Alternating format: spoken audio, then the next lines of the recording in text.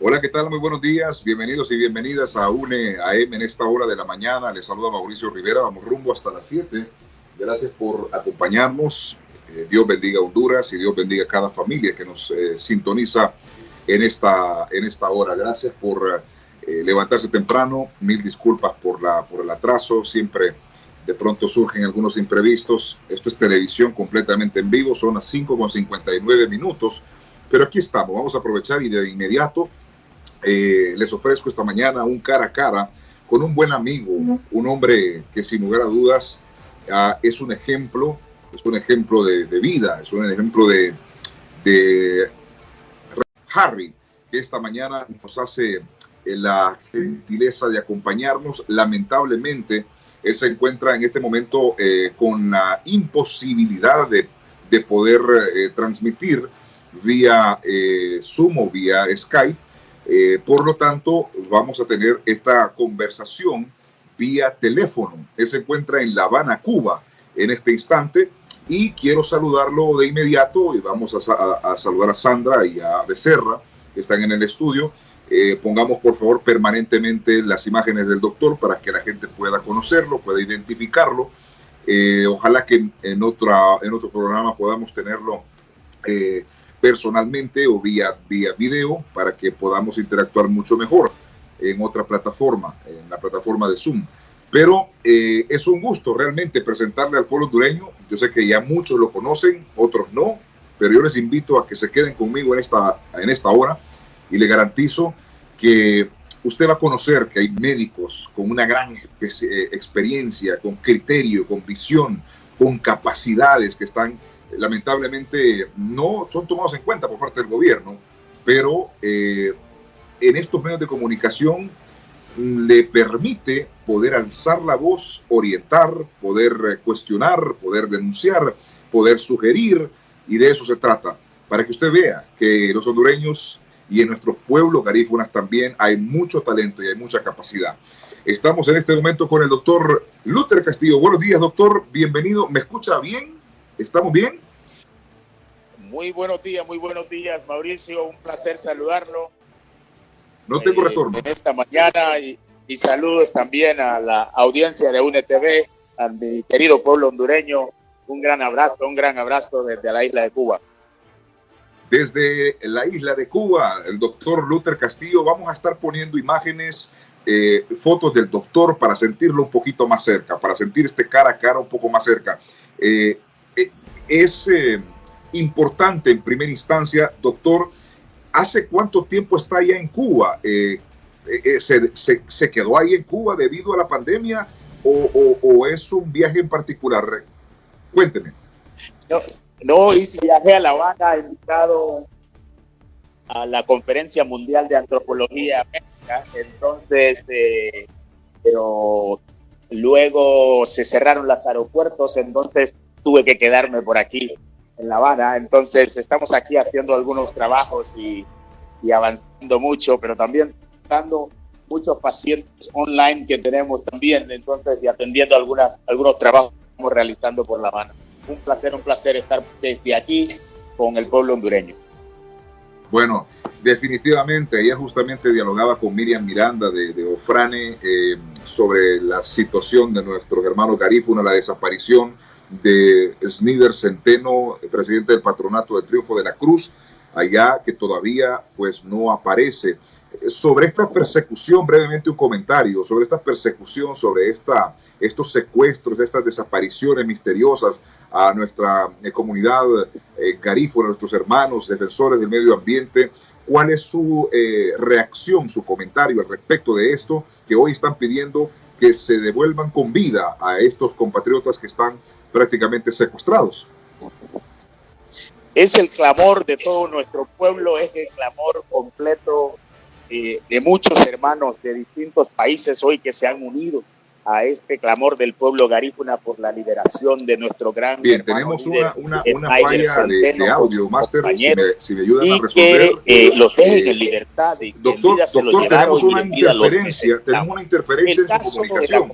No sé si está, si es el lugar donde está o algo. Miranda, ayer Y también quiero recordar que el 18 de noviembre del 2009 estuvimos con Snyder personalmente y con el equipo de Ofrane, con la compañera y la jefa nuestra, Miriam Miranda, frente a las instancias del Estado, denunciando las amenazas que él estaba teniendo desde ese momento, y lo acompañé para que él pudiera dar frente a los organismos de derechos humanos y frente a las instancias de protección del Estado, que pudiera dar todo su declaración, su narrativa y toda la declaración, y explicara cómo estaba la situación de las amenazas. Incluso convocaron ahí todos los agentes de seguridad, los jefes de la DPI, y estuvieron allí, y también recopilaron toda la declaración del compañero Snyder desde el 18 de noviembre del 2009 y hasta ahora. Nunca hicieron absolutamente nada, y hoy tenemos este suceso horrible que ha sucedido en Triunfo de la Cruz, que han raptado a estos compañeros, y nosotros nos unimos a esas voces de que exigimos que devuelvan en vida a nuestro compañero. El compañero Snyder es un compañero muy joven, muy dinámico, que da el todo por su comunidad, y esperamos de que lo retornes en vida, y lo esperamos en casa, hermano, y que lo recibimos con ese abrazo de siempre, y lo esperamos en casa muy pronto, y que podamos tenerlo en casa en conjunto con sus compañeros, y que sigan haciendo este trabajo que están haciendo en defensa del territorio y en defensa de esta linda comunidad de Triunfo de la Cruz, que está sufriendo esos vejámenes juntamente con todas las comunidades garífunas del mundo. Así es que estamos en alerta. Hubieron marchas en Nueva York, hubieron marchas en Houston. Hoy habrá también otra actividad a las 11 de la mañana frente a la Ministerio Público, creo, en Tegucigalpa, y las movilizaciones, las comunidades están muy alertas y tomando también las acciones en Triunfo de la Cruz, y vale la pena solidarizarse con esa causa. Así es, doctor. Realmente es admirable la capacidad de organización, la capacidad de solidaridad y los modelos que funcionan dentro de la comunidad garífuna, un modelo de solidaridad y de hermandad. Se ha movido el país. UNETV ha acompañado esta denuncia de Ofrane y de nuestras comunidades garífunas en aras de que se regrese con vida a Snyder Centeno, y eso ha llegado también a los diferentes medios de comunicación, y eso es positivo, porque creo que estas noticias no deben de estar invisibilizadas, deben de estar siempre en la mira, siempre al frente, porque los pueblos garífunas, lamentablemente, pues como todo el pueblo hondureño, la mayoría ha estado abandonado completamente, violentando sus derechos básicos, fundamentales del bienestar que todo hondureño merece. Así que hemos estado en este seguimiento, y igual nos sumamos a la exigencia de que se regrese con vida a Snyder Centeno, y que el cese a la persecución, al hostigamiento, a la estigmatización, al racismo en este país en contra de nuestros pueblos garífunas y las diferentes etnias. Eso, hoy nos sumamos a eso y iniciamos esta conversación justamente con este pronunciamiento. Doctor, las debilidades del sistema de salud en el enfrentamiento de la crisis. Estamos atravesando por una pandemia, es cierto, a nivel mundial, y esto ha sacado obviamente la realidad de los diferentes modelos en los diferentes países, de izquierda y de derecha. Sabemos que hay una pandemia. El asunto es que a nosotros nos agarra cualquier tipo de enfermedad, cualquier tipo de patología, cualquier tipo de pandemia, y nos azota y nos agarra de frente debido a que nuestro sistema sanitario está colapsado. Desde su punto de vista, sobre las debilidades del sistema de salud y cómo este sistema se enfrenta a este tipo de pandemia, ¿cómo lo califica usted? ¿Cómo lo evalúa usted? Honduras es un país con un sistema de salud con múltiples deficiencias. Usted decía la palabra correcta, es un sistema de salud colapsado, producto de años de saqueo, improvisaciones, corrupción, clientelismo, negocios turbios, recortes de presupuestos y abandono, que se puso una vez más a descubierto con esta pandemia de la COVID-19. Esta vez lo único novedoso que hay ahí es que hay nuevos ladrones, nuevos corruptos, nuevos inescrupulosos. Entonces, ejerciendo y haciendo de una vez por todas los vejámenes que siempre han venido haciendo históricamente. Si nosotros hacemos de una u otra manera un recuento narrativo un poco de cómo fue desarrollándose esta pandemia y cómo se fueron preparando los países para confrontarla, desde el 31 de diciembre en que las autoridades de la ciudad de Wuhan reportaron los primeros 27 casos de síndrome respiratorio de etiología desconocida. El 1 de enero, ahí mismo, ya se cerró el supermercado de Wuhan. El 7 de enero ya las autoridades chinas habían informado del nuevo coronavirus y rápido ya se reportaban casos en otros países de Asia y de manera progresiva también en otras partes del mundo. Ya el 3 de enero ya había un comité de emergencia convocado por el director general de la Organización Mundial de la Salud y declara una emergencia de salud.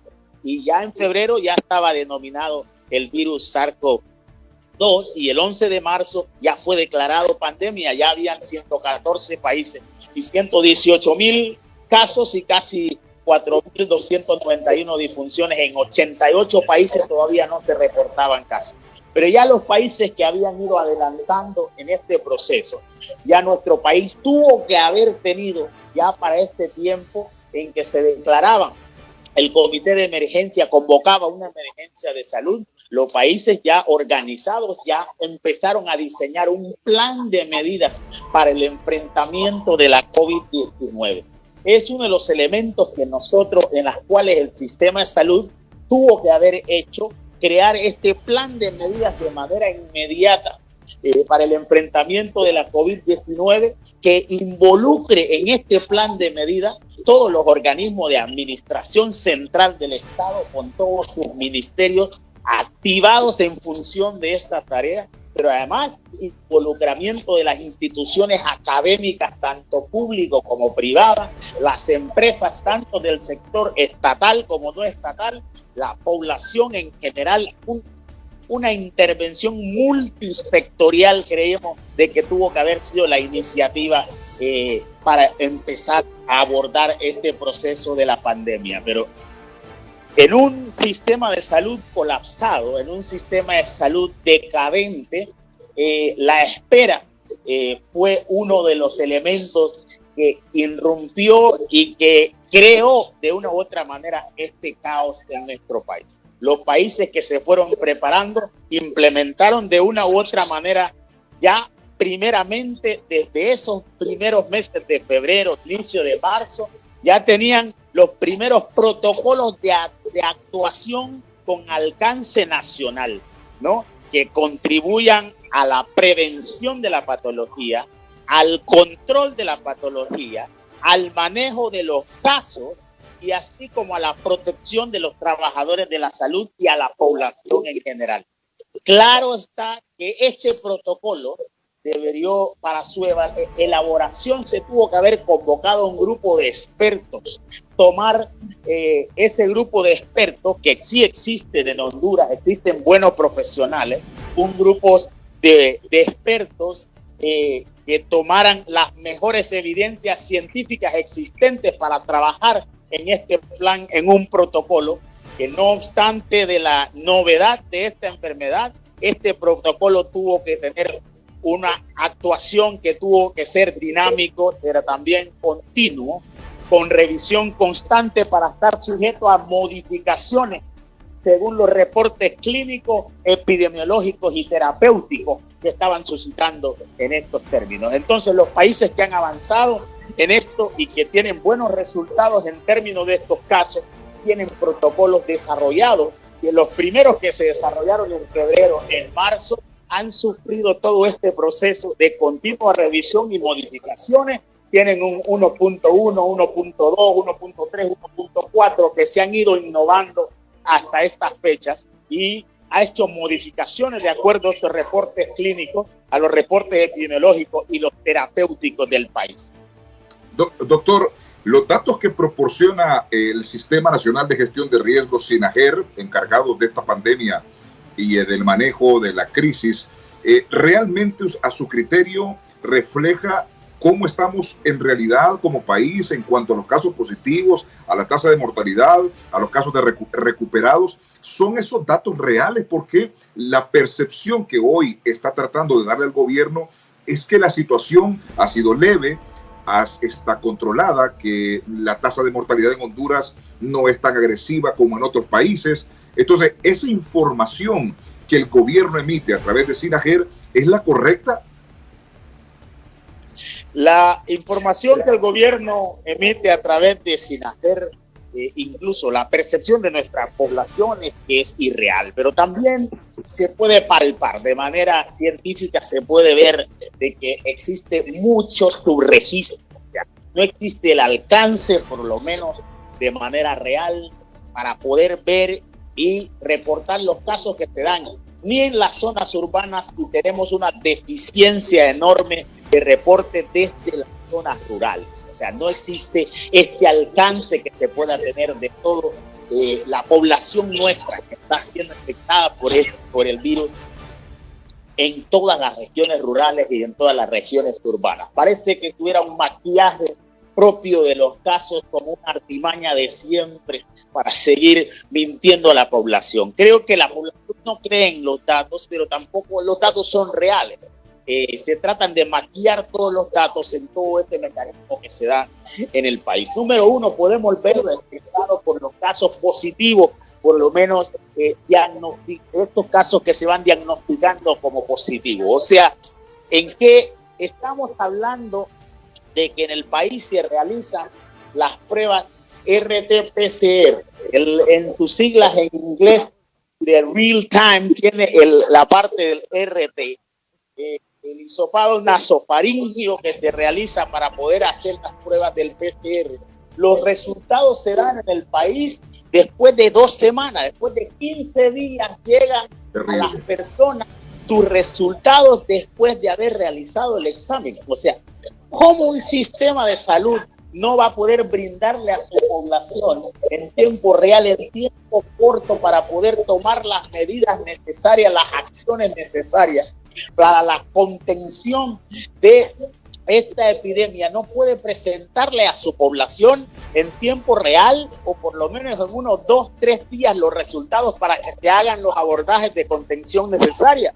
O sea, ya llega a las personas 2 a 3 semanas después sus resultados, si son negativos o positivos, cuando la patología ya hizo todo el ciclo. O sea, las personas que no van a morir ya no murieron, los que tuvieron que haber muerto ya fallecieron, incluso sin conocer cuál es realmente su diagnóstico. Entonces, ¿cómo podemos hablar de datos reales? ¿Cómo se puede diseñar un verdadero plan serio de contención, de logística y un cerco epidemiológico real de esta patología, si los resultados que se están dando diariamente no son los resultados de ayer, son los resultados de hace 15 o 21 días que están llegando a las personas? Y hay muchas personas que han fallecido que nunca se supo, no se puede definir cuál es su diagnóstico porque no llegó esta prueba al tiempo en que se debe hacer. Este es un elemento importante que conocen muy bien, claro, los que hoy dirigen la estrategia de la COVID en el país, que la conocen al dedillo. La gran interrogante es si esto es una estrategia en el negocio de las pruebas rápidas, porque obligatoriamente cualquier persona que siente sintomatología no va a esperar esos 21 a 15 días en que lleguen ese resultado del PCR, tiene que acudir a los centros privados, tiene que acudir a la compra de pruebas rápidas, y esto constituye el negocio que se está llevando a cabo en el país. Obviamente tiene que acudir para ver si hay un diagnóstico. Entonces, en este concepto, el PCR, que está casi en manos del Estado, que es el que está ejerciendo y haciendo esta prueba, que es la que nos da, por ejemplo, si el caso es positivo desde el primer día hasta el día aproximadamente el día 12 de la patología. Es el PCR el que lo denomina. Las pruebas rápidas, que son las inmunoglobulinas que genera el cuerpo, que se mueven en el cuerpo podíamos ver que el IgM se mueve desde el día, pueden encontrar los positivos el paciente desde el día 5 hasta aproximadamente el día 10. Quiere decir que los primeros 5 días del contagio no es captado por la prueba rápida. Y la IgG, que son las últimas inmunoglobulinas que se mueven en el cuerpo, que se incrementan, que están indicando que el cuerpo ya tiene anticuerpos contra la patología, que mueven desde el día 10 hacia adelante, que no se percibe cuántos días, a los cuántos días terminan ya de incrementarse, y ya están indicando ya la salida de la patología. Ya muchos pacientes asintomáticos ya están casi fuera de la patología. Entonces, este contexto, aparte del subregistro que existe, el mal manejo de las pruebas, el mal manejo de estas pruebas, la tardanza que se hace, causan una ineficiencia o es un acto provocado en función del negocio que existe con las pruebas rápidas en el país, y todo eso a expensas de que más gente puedan estar infectadas, pero también más personas de nuestros habitantes puedan morir en este contexto. Entonces deberían de manera clara, abierta, decirle a nuestra población que están apostando por una inmunidad social y que todos tengamos que tomar las acciones de prevención dentro de las comunidades, que también existe casi nada de orientación para las comunidades o para las personas de qué tienen incluso que hacer los trabajadores de la salud en función de dar respuestas a casos que se encuentran en las regiones. Creo que ese protocolo que se ha preparado, uno de los elementos primordiales que debe de tener es el manejo de casos según grupos y por niveles de atención. Y en ese contexto, allí mismo el protocolo debe de llevar puesto ahí impregnado, que debe de conocer la población, el escenario preventivo que debe de tener la patología. Ese escenario preventivo que tiene el elemento que está en el escenario de la atención primaria de salud, qué acciones se deben de hacer dentro de la comunidad. Esos son los elementos claros que debe llevar el protocolo. Entonces, todos estos elementos creemos que vale la pena que nuestra población sepa, que nuestra población los maneje, y vale la pena ver en sistema organizado de salud. Son los elementos que se proveen a la población. Conocer qué directamente las intervenciones que se tienen que hacer en todos los niveles de salud. Eso tiene que darse a conocer, porque este protocolo tiene que tener implícito estos elementos que los trabajadores de la salud y las comunidades sepan qué hacer. ¿Qué se va a hacer dentro de las comunidades cuando se miran los casos? En las instituciones sociales, ¿cómo pueden colaborar las organizaciones, el gobierno local? ¿Qué se puede hacer en este contexto? ¿Qué se puede hacer en otros niveles? Por ejemplo, en los centros de vigilancia que se deben de aperturar allá dentro de las comunidades, dentro de las ciudades. ¿Qué acciones deben de hacerse? ¿Qué acciones se deben de hacer en los centros de aislamiento de contacto, que son distintos a los centros de vigilancia? ¿Qué acciones hay que realizar ahí? ¿Qué acciones hay que realizar en los centros de atención de sospechosos, que son distintos a los centros de aislamiento de contactos? También, ¿qué acciones se van a realizar ahí? ¿Qué acciones hay que realizar en los hospitales de atención a pacientes confirmados, que deben de existir, claro, específicamente de hospitales para pacientes confirmados? ¿Qué acciones se realizan para llegar también a acciones en unidades de atención a pacientes graves? Y luego todo eso retorna de nuevo a la comunidad, porque el paciente, después que se le da de alta, retorna de nuevo a la comunidad para su terapia recuperativa dentro de la comunidad y la vigilancia que debe de tener. Creo que nos habla de un proceso científico del manejo y la claridad del manejo de todo un protocolo médico que debe de llevar la pandemia en estos momentos. La creación de este protocolo, que habíamos dicho que tiene que ser verdaderamente un protocolo bastante dinámico, un protocolo de continua revisión, sujeto a modificaciones, por eso se hacen varias versiones, se van mejorando las versiones, de acuerdo a los reportes clínicos, epidemiológicos y terapéuticos, pero creo que hace falta el que tenga conocimiento la población y los trabajadores de la salud, las autoridades locales y los entes para poder combatir de una vez por todas y también hacer toda una estrategia de contención dinámica basados en elementos científicos para poder hacer una acción de contención real a la patología que hoy está exterminando con la vida de la gente en nuestro pueblo. El impacto es enorme en las grandes ciudades. Nosotros no tenemos ni idea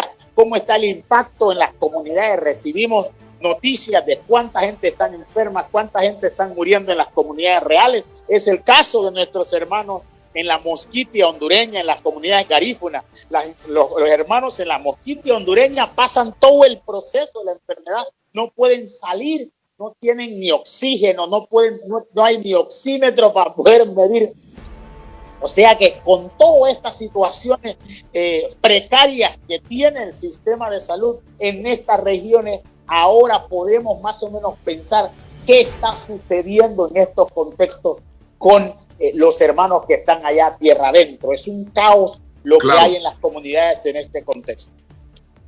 Bueno, creo que hay momentos donde escuchar es el mejor aporte y escuchar detenidamente y abrir estos espacios para lograr entender que sí hay una solución, que sí hay un plan, que sí hay propuesta para manejar esta situación. Y ha sido realmente, no tengo otra palabra que magistral, la explicación que usted ha dado esta mañana, y que muchos médicos deberían de tomar apuntes, deberían de tomar nota, de tomar estas recomendaciones para aplicarla, no por el bien del doctor Luther o por mi propio bienestar, sino por el bienestar de todo el pueblo hondureño. Y hablábamos justamente del colapso. A ver, doctor, aquí la situación se ha desbordado en diferentes áreas. El país es tan frágil en todas las áreas, hablando en la parte económica, en la parte de salud, de educación y entre otras cosas, que no hay ninguna parte, ninguna área de este país que esté funcionando bien. Entonces, en los primeros 2 meses, o el primer mes, casi el segundo mes, ya el país empezaba a sacudirse y empezaba a temblar. La economía de las familias, debido a que ningún tipo de iniciativa por parte del gobierno, ninguna acción contundente para disminuir la preocupación, la carga, la responsabilidad, los pagos. O sea, se fue la gente a un confinamiento innecesario prácticamente. Innecesario. ¿Por qué? Porque hoy están hablando de una reactivación económica. Hoy están obligando al ciudadano, a los trabajadores a trabajar. Y los mismos trabajadores, por necesidad, están diciendo, abran las empresas para que trabajemos, no tenemos ingresos. El gobierno nunca resolvió absolutamente nada. No suspendieron los cobros de los servicios públicos, no resolvieron el tema de las matrículas de las escuelas, no subsidiaron la energía eléctrica, no hicieron ningún tipo de depósito o acreditación de recursos a las familias más pobres de este país. No hubo ninguna iniciativa para poder rescatar y sostener al pueblo hondureño en confinamiento, como lo hicieron en otros países del mundo. Entonces, inmediatamente la necesidad del hambre salió y rompieron los toques de queda, rompieron los confinamientos y salió la gente a buscar alimento, a buscar agua, a protestar porque la bolsa de comida nunca le llegó a la gente, y no les importó el tema de la pandemia, porque el hambre no conoce de COVID y no conoce de nada, no es más que el hambre de los niños y de la familia. Entonces, rapidito colapsó el sistema económico, rapidito colapsaron las familias, rapidito colapsó el sistema hospitalario, rapidito ya no cabía la gente. Ya de por sí, antes de la pandemia, el hospital escuela ya estaba colapsado, el hospital regional del sur ya estaba colapsado, en el Mario Catarino Rivas ya se engusanaba la gente. Ya antes de la pandemia, nuestro sistema sanitario ya estaba colapsado y ahora esto está prácticamente apocalípticamente destruido. Entonces, si nosotros hablamos en ese aspecto del colapso del sistema como tal, ¿no cree usted que ya esto es una demostración clara que el modelo económico y político capitalista y neoliberal ha demostrado que no puede, que ya no es una solución para los pueblos y que la gente merece algo nuevo, algo diferente que venga a repotenciar lo que el sistema se encargó de destruir? Yo creo que es eminente un cambio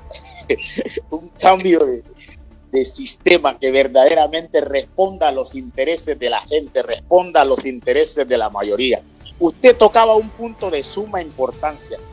La atención secundaria de salud colapsó por completo en un instante porque no existen, aparte de que el enfoque asistencialista de este sistema de salud que cree que resolviendo en la atención secundaria resolvemos el problema en un país donde menos del 10% de las problemáticas de salud se resuelven en las emergencias hospitalarias y que el 90% está en la atención primaria de salud.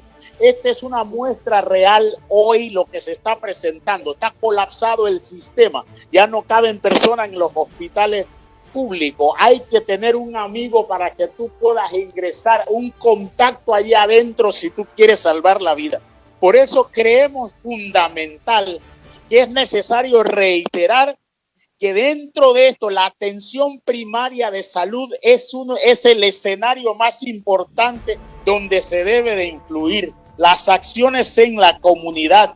En la atención primaria de salud, en este nivel, es donde se ejecuta, donde se realiza la pesquisa activa, que es la acción fundamental en la contención de la pandemia. La clasificación de estos casos que encontramos en la pesquisa activa, el seguimiento de sus contactos, el tratamiento de los grupos vulnerables, el seguimiento de las altas de los casos confirmados después que se le da las altas, después de que terminan su proceso de la enfermedad, retornan nuevamente al escenario de la atención primaria de salud, y muchos en el caso nuestro desarrollan todo el proceso de la patología dentro del escenario de la atención primaria de salud porque no hay espacio en los hospitales. A través de las siguientes acciones, a través de habilitar consultas diferenciadas para pacientes con manifestaciones respiratorias agudas en los distintos centros de salud que tenemos en el país, que existe casi en cada una de las comunidades. Creo que es un proceso de rescate de estos centros abandonados, sin recursos humanos, sin medicina, ¿no? Con robo de plazas. De la Mosquita se han llevado más de 100 plazas que se la llevan para otro lado por clientelismo político, y así hacen en todas las comunidades rurales en este sentido. Y hoy la pandemia está enseñando que es el único escenario donde se va a resolver, donde se va a hacer una estrategia de contención real y donde nosotros podemos ver resultados reales que disminuyan la curva. O sea que disponer de los medios de protección al personal de la salud que trabaja en esos centros, en estos puntos, en esos centros de salud, en esos sésamos, allá en las comunidades, con consultas diferenciadas, porque no podemos mezclar la gente que viene por una patología común que está sucediendo con la gente que viene con una patología respiratoria. En este sentido, esto no quiere decir que el resto del personal que va a estar atendiendo a los otros pacientes tampoco tenga equipos de protección y bioseguridad. También deben de tenerlo porque están en contacto con estos pacientes. O sea, tienen que proteger, hay que proteger el recurso humano de salud porque están expuestos al contagio con esta gran incidencia de casos asintomáticos. Pero también esto les va a permitir en ese escenario de la atención primaria de salud realizar un buen interrogatorio y con todo el equipo de protección y bioseguridad realizar el examen físico pertinente que permita la evaluación del paciente y la clasificación de este caso, ¿no? Y ejecutar esa pesquisa activa de esta población para la identificación de casos con infecciones respiratorias agudas, así como con contactos de sospechosos. Es la única estrategia de contención que ha dado resultados en los países que hasta hoy han tenido resultados. ¿No? Ver también ahí las pacientes obstétricas, las gestantes, las puérperas, ver las particularidades que tienen estas pacientes obstétricas, ver los pacientes donde podemos que tienen comorbilidades, que esto también tienen que tener un manejo, y ese manejo se hace en la atención primaria de salud. También los pacientes pediátricos en particularidad. Todas estas son acciones de intervención preventiva para identificar un caso se realizará así como se está haciendo. Muchas personas se están ingresando en sus viviendas porque prefieren estar en sus viviendas que ir a los hospitales porque conocen las condiciones reales con que están los hospitales. Son 14 días que pasan en la casa y están en el escenario de la atención primaria de salud. Los grupos vulnerables que es necesario que están identificados en el escenario de la atención primaria para que en efecto se consideren también los ancianos que conviven en los hogares, también los niños y las personas con comorbilidades. Todos estos elementos funcionales que son necesarios, muy necesarios tomar en cuenta, porque solo puede ser salvada la gente hoy en nuestro país en ese escenario de la atención primaria de salud ante el colapso del sistema secundario de salud. Ya cuando se identifican esos contactos de sospechosos, ya se indica el proceso de aislamiento temporal, para lo cual también las coordinaciones que tienen que hacer intersectoriales de los gobiernos locales y el seguimiento posterior ya del alta de este paciente en este escenario de la atención primaria de salud. Creo que esta situación ha desnudado hoy la necesidad que en el año 2012, a través del decreto PCN 25-2012, se declaró la atención primaria de salud como política de Estado, la engavetaron y nunca la quisieron implementar, porque el implemento real de una atención primaria de salud integral, coordinada, biopsicosocial en todo su contexto, permite hacer una intervención real, científico y con un conocimiento de causa, porque es el médico el que está allí, que el que vive dentro de la gente pueda clasificarlos, puede dispensarizarlos, puede conocer cuántos hipertensos, cuántos diabéticos, cuántos ancianos, cuántos niños tiene en ese territorio y hacer una intervención real.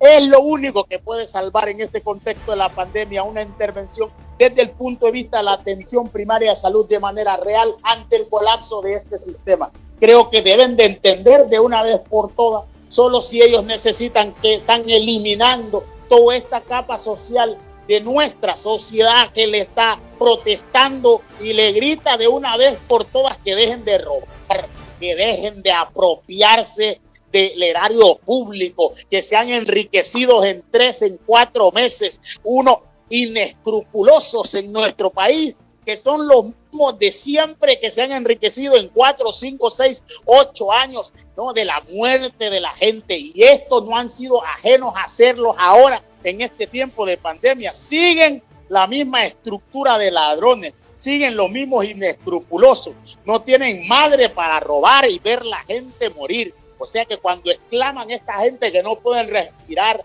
y se han robado el dinero del oxígeno, de las mascarillas, de los hospitales móviles y que se lo robaron con su seguro social porque ahora no tienen acceso la gente a su medicamento para las patologías crónicas que tienen y que trabajaron 60 años de su vida para estos, y estos se lo robaron también. Entonces creo que no hay manera de cómo decirles, cómo afrontar. Ellos conocen esto, están muy protegidos con sus familias donde ellos están. El que está desprotegido es el pueblo hondureño, el pueblo, el pueblo nuestro, ¿no? De allá, los que venimos de adentro, lo sentimos también adentro, porque sentimos el mal, sentimos que se están muriendo de nuestra gente, y creo que este es un elemento de suma importancia y que vale la pena que podamos alzar nuestras voces para denunciar de una vez por todas estos vejámenes, para ver si pueden tocarse la conciencia, si tienen conciencia, esos corruptos que han arrebatado y que hoy son causantes de la muerte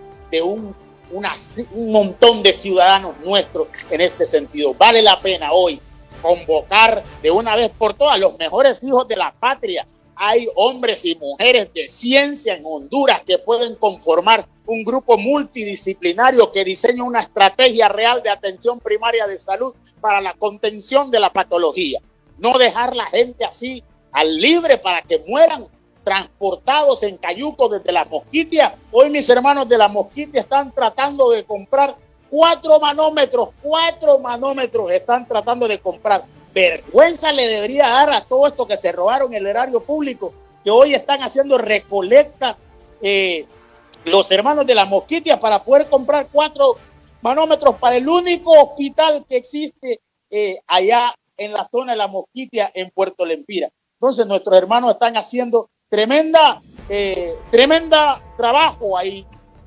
Aisli Catara, la gran organización de La Mosquitia, está queriendo recolectar 43,000 lempiras para salvar la vida de compañeros, de nuestros compañeros misquitos. La Organización Fraternal Negra Hondureña realiza hoy más de 36 puntos de contención en las comunidades garífunas. Los esfuerzos comunitarios de los campesinos, de los obreros, que hoy son los que protegen sus comunidades ante la ineficiencia del sistema de salud y ante el colapso que existe, y hoy ante el saqueo que existe tremendo con la sobrevaloración de los insumos médicos, ¿no? Con lo que cuestan en el poderse encontrar. Hoy estás encontrando en China en menos de 28 centavos mascarillas KN95, que son lo que cuestan en Honduras más de 100 lempiras, y estás encontrando aproximadamente a unos 15 centavos, 11 centavos, 10 centavos de dólar las mascarillas quirúrgicas, que son con los que también le sacan el ojo a nuestra gente en Honduras. Entonces, y el gobierno, con todo lo que se han robado, no pueden proveerle a la gente los insumos necesarios, por lo menos los medicamentos esenciales para que se puedan debatir hoy entre la vida y la muerte con esta crisis que está existiendo en el país. Realmente ha explicado usted la contención de salirle al frente a la pandemia, de ir a casa por casa, de ir y combatirlo con todo el equipo de bioseguridad, de proporcionar los insumos, de lograr echar a andar un plan realmente multisectorial con diferentes sectores para la mejor administración, mayor transparencia, mayor aporte científico, con la colaboración y con la contribución de expertos en la medicina, que sin lugar a dudas no han sido tomados en cuenta, porque aquí la salud la dirige una profesora y la dirige un gobierno poco transparente, un gobierno saqueador, que reconocen que son prácticamente delincuentes confesos, que ellos reconocen que sus fondos del Seguro Social fueron a parar a la campaña ilegal de Juan Orlando Hernández Alvarado. Ese es un problema aparte, eso es un problema que nos tiene más perjudicados que otra cosa. La corrupción, los saqueos, la sobrevaloración, la poca transparencia, la no rendición de cuentas, la falsa veeduría de la falsa sociedad civil, el acompañamiento de estos poderes fácticos. Y le pregunto sobre esto porque cada vez es más fuerte, doctor Luther Castillo. La reactivación económica, ¿qué opina usted cuando el sistema neoliberal y cuando estos capitalistas salen en los foros de televisión a decir, aquí tenemos dos problemas serios? El COVID lo vamos a ir superando y le apuestan, como usted bien lo señala, a la inmunidad. Hay que aprender a vivir con el virus, hay que saber librar, use usted su mascarilla, y si no tiene, usted hágala de trapos y usted sálvese quien pueda, porque el virus ahí va a estar y hay que aprender a vivir con aquello. Hay que saber sobrellevar. Mande a los niños a la escuela y si se les contagia, pues apriétela porque hay que aprender a vivir con el virus. Y luego, por otra parte, dice el presidente del COEP, dice, bueno, aquí podemos nosotros superar el COVID, pero rescatar la economía va a ser bien difícil. Hay que reactivar la economía, hay que abrir. Cuando todo está abierto, los bancos, las farmacias, algunos aeropuertos están abiertos, las maquilas, las empresas distribuidoras de leche, las empresas de los magnates están abiertas, pero necesitan la compra masiva, que el pueblo salga masivamente a comprar, necesitan que los trabajadores salgan masivamente a contagiarse, y eso es lo que están pidiendo hoy. Pero es una frase tan clara como la que dijo el diputado Oscar Nájera: hay que hacer más rico a los ricos para que haya menos pobres. Un pensamiento tan capitalista, tan fuera de la realidad, tan ajeno a la realidad que se vive, tan ignorante de la realidad que viven nuestros pueblos y la necesidad de nuestra gente. Entonces, esa presión de los empresarios, abran economía, en un momento tan crítico que nos ha dejado más muertes, disparadas en las estadísticas. Entonces, pero a ellos no les importa. A ellos lo que les importa es rescatar la economía de ellos, porque para las MIPYME, para los microempresarios, para los emprendedores, para la gente trabajadora como nosotros, para los asalariados, para el que vive del día a día, no hay un planteamiento y no hay un interés de rescatar la economía. No tienen un planteamiento. no tienen un interés ni la mínima plan de estrategia para poder rescatar la economía de los que viven del día a día y son los que mueven la economía de este país, los que dinamizan la economía de este país. Entonces, ante esa presión del COEP, ¿cuál sería su mensaje directamente a estos sectores que son poderosos, que supuestamente generan empleo? Porque supuestamente, lo digo. Entonces, ¿cuál sería su mensaje directamente a estos sectores que ponen el capital por encima, que ponen los intereses de ellos por encima de la vida humana? Lo que creo que existe, hermano Mauricio, es una alta improvisación. Como hay veces no se buscó asesoría, como cerraron sin ningún plan. O sea, en una alta improvisación. Nosotros tenemos países vecinos que realizaron un plan de cierre gradual y que nunca cerraron por completo y hoy pueden hacer reactivaciones de manera gradual. Como en nuestro país, Honduras, cerraron sin ningún plan. Ahora pueden reabrir sin ningún plan.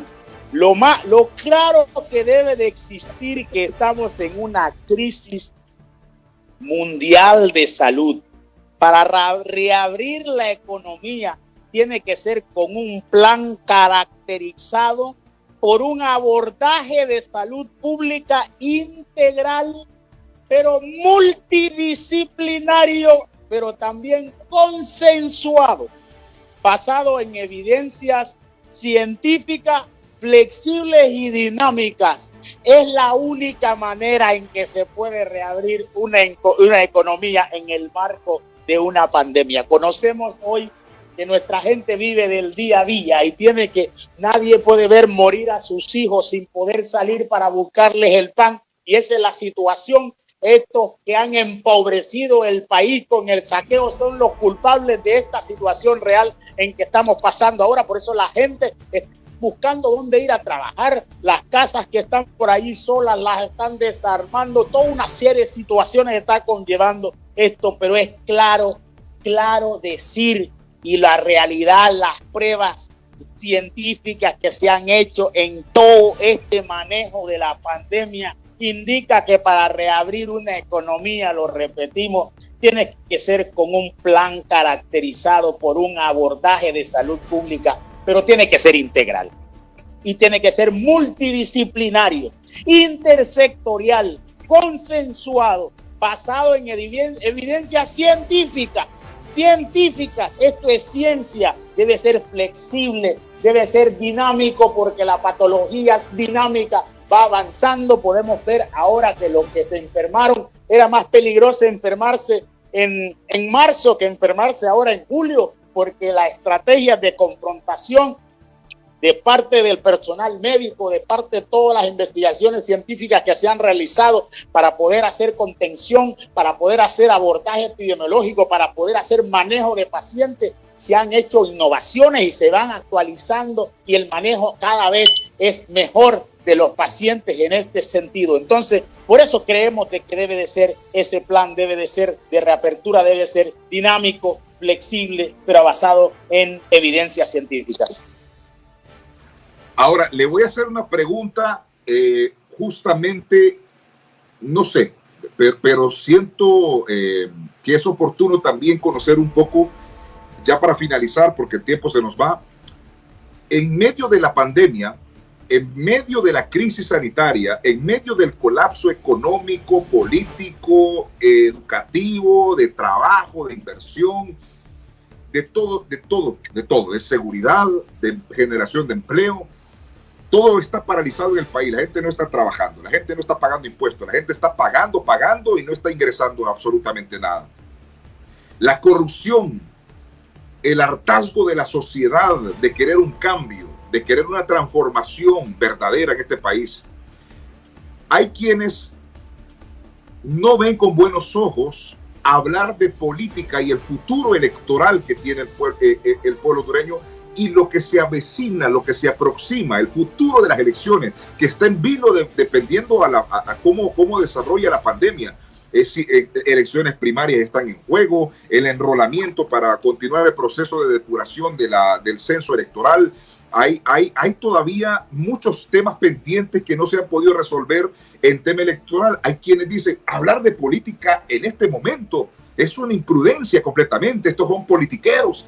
Pero yo le pregunto a usted, en su opinión muy particular, ¿realmente es un problema o es indebido, un error hablar de política para encontrar una salida democrática, para cambiar el sistema, para cambiar estas autoridades, para cambiar este gobierno? ¿O realmente la gente que piensa que no es tiempo de hablar de política tienen toda la razón, que este es el momento de enfocarnos únicamente en la pandemia y no hay que hablar de asuntos electorales y que no hay que hablar sobre el futuro, qué va a pasar para poder darle vuelta a todo esto? ¿Cuál es su opinión brevemente sobre este tema en particular? Que con esto vamos cerrando.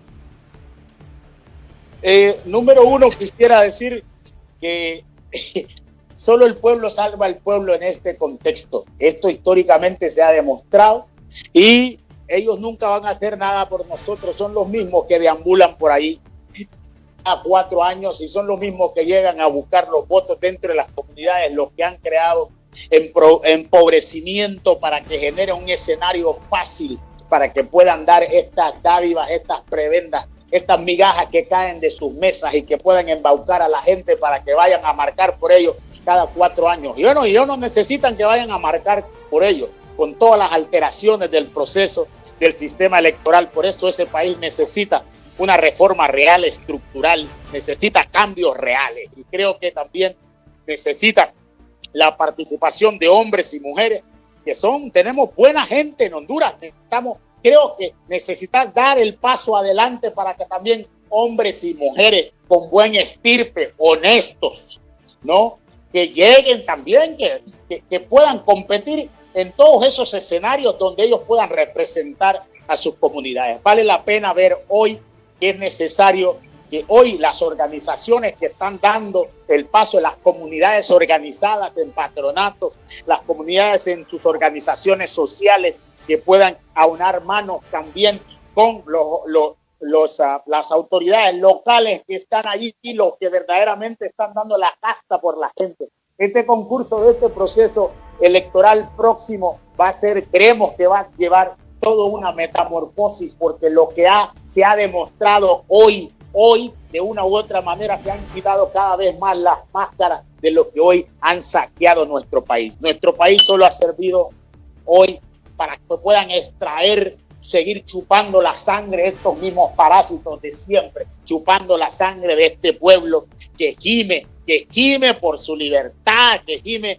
allí desde el dolor en que cada día lo están sometiendo, pagando los servicios públicos triplicados o duplicados, el agua, la luz y todos los demás en este sentido, a las bancas y todos los demás. Yo quisiera también, por último, nosotros estamos trabajando con un equipo de científicos en el marco de una alianza con British Scientific. Hemos desarrollado un equipo que le llamamos Steridom, es como una cámara contenedora para aislamiento de pacientes con enfermedades infecciosas.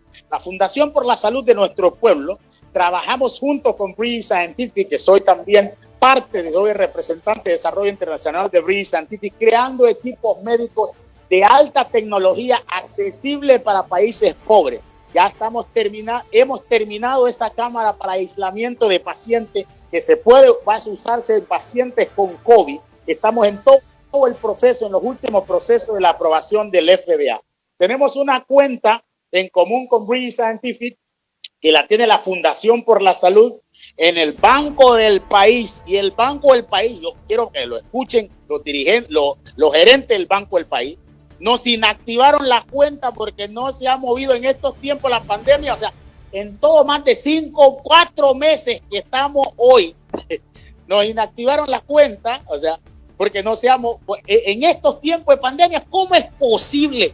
¿En qué nivel de reflexión institucional, gerencial, puede existir la posibilidad de inactivar una cuenta en 4 meses que hemos tenido de pandemia? Hoy estamos esperando unos fondos que vienen de Canadá, que vienen nosotros competimos en una competencia científica en Canadá con Grand Challenge Canada. Es un premio del gobierno de Canadá, innovaciones científicas que nosotros nos ganamos. No pueden entrar a la cuenta hoy porque la tienen inactivada. La inactivaron, dice, porque lleva estos meses sin activarla en pleno tiempo de pandemia. Quiero aprovechar esta oportunidad para hacer un llamado a la gerencia del Banco del País, que si puedan activar la cuenta de la Fundación por la Salud, que estos son proyectos que estamos haciendo de innovación para salvar la vida de la gente. ¿Y cómo es posible que la banca en este sentido pueda inactivar una cuenta en 4 meses de pandemia? O sea, eso se va desde el contexto de la lógica a los esfuerzos que estamos haciendo desde abajo de llevar ciencia en función de las grandes mayorías. Creo que deberían de recapacitar y ver cómo resolver lo más antes posible. Estaré en espera de sus comunicaciones, o si no, también seguiremos el proceso, también seguiremos denunciando estos procesos que se hacen en este contexto. Creemos entonces, estos son acciones que estamos haciendo también desde el punto de vista científico. Bree Scientific, al mando del doctor Wissam Bree, que presentamos el proyecto de las incubadoras en Honduras. Hoy también este proyecto de la incubadora que está avanzando y está ya finalizado, listo para la parte de la producción. Hemos también creado este equipo que es una cámara contenedora con AirLac, que también va a servir para aislar pacientes con enfermedades infecciosas, pacientes que tengan el sistema inmune deprimido, pacientes con cáncer. Todo el proceso, dentro de esa cámara se podrán hacer abordajes. Una cámara que viene con su saturación de oxígeno, y ahí adentro de la cámara se podrán manejar los pacientes sin ninguna dificultad y podrán aislarse dentro del mismo hospital. Significa que el recurso humano de salud ya no necesitará mucho traje de protección y bioseguridad, porque la misma cámara es una cámara sellada para el manejo de pacientes, y eso es lo que estamos haciendo. Nuestra fundación es una fundación que no tiene fondos del gobierno. Lo único que existe es que hacemos alianzas internacionales para dar esos pasos de hacer ciencia y construir ciencia con aliados en función de las grandes mayorías del mundo. Bueno, doctor, hemos llegado al final. Gracias por atender. Realmente no tengo, repito, otra palabra cómo calificar esta conversación. Me hubiera gustado, obviamente, por videollamada o por Skype o por Zoom, pero igual el audio fue nítido, el mensaje fue claro. Gracias, doctor Luther Castillo, por atender nuestra invitación, y si Dios permite nos estaremos encontrando en otros programas más para seguir conversando y seguir aportando ideas para este pueblo y orientar a la población y a los mismos gobernantes. Hay que tener un poco de humildad y de reconocer y de tomar datos, tomar nota de este tipo de sugerencias, de recomendaciones para el bienestar del pueblo hondureño. Esto no se trata de que es para mí, para nosotros. Se trata que estas ideas, estas sugerencias son para que ustedes, gobierno, autoridades, las pongan en práctica para que salvemos vidas. De eso se trata, salvar vidas, prevenir, rescatar la economía de los pobres primeramente. Eso es lo más importante. Gracias, doctor, por atender nuestra invitación. Realmente, muchas gracias. Muchas gracias, Mauricio. Un placer para mí compartir con el pueblo hondureño. Y un amigo me decía ayer que parece que esta pandemia también la volvieron corrupta, porque se han muerto campesinos, se han muerto vigilantes, se han muerto maestros, se han muerto médicos, se han muerto enfermeras, se han muerto amas de casa, pero no se mueren los corruptos. Entonces vale la pena, creo que alzar las voces por nuestra gente, y que estamos ante una pandemia más mortal que el coronavirus, que es la pandemia de la corrupción, de estos que se han enriquecido en estos 4 meses. Después de este encierro, no deberíamos de volver a la normalidad, porque la normalidad es también parte del problema. Nos acostumbraron a vivir en la normalidad de la corrupción, del saqueo, del crimen y del miedo. Así es que debemos de seguir adelante. Un abrazo para mi tierra y mi patria, que la siento aquí en el corazón, y pronto estaré allí también mano a mano con mi gente luchando en este proceso de la pandemia. Y saludos, y queremos que regresen nuestros hermanos de Triunfo de la Cruz, que regresen vivos. Un abrazo con todo el corazón para mi hondureño. Gracias, doctor Luther Castillo, él está en La Habana, Cuba en este momento, es hondureño 100%. Gracias por atendernos. Bueno, no tengo tiempo para más. A continuación, Foro Jorge Aldana. Mañana nos encontramos a las 5:45 con otro estupendo programa. Ya tengo nuestro invitado. Le garantizo que será muy productivo para usted. No se lo vaya a perder. Buenos días.